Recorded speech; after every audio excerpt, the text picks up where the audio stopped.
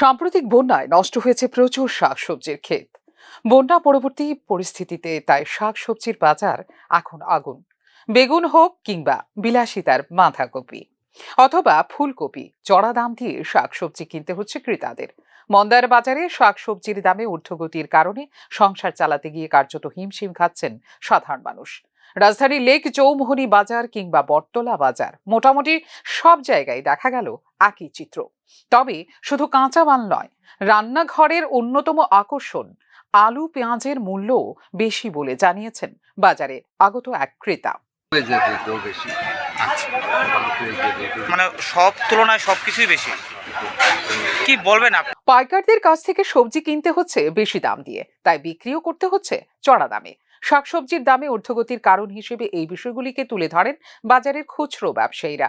বছরের এই সময়ে নতুন নানা রকম শাকসবজি ওঠে বাজারে, তবে আগুন দামের কারণে সাধের শাক সবজি না কিনেই বাড়ি যেতে হচ্ছে অনেক ক্রেতাকে।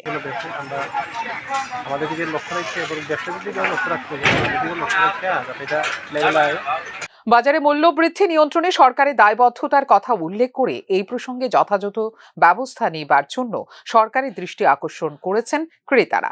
প্রসঙ্গত, শাকসবজির সঙ্গে পাল্লা দিয়ে বেড়েছে মাছ, মাংস ও ডিমের দাম, যার কারণে বাজারে গিয়ে চোখে মুখে সর্ষে ফুল দেখছেন মধ্যবিত্ত শ্রেণী সহ নিম্নবিত্ত অংশের বিশাল সংখ্যক সাধারণ মানুষ। ফিউরো রিপোর্ট, নিউজ নাও।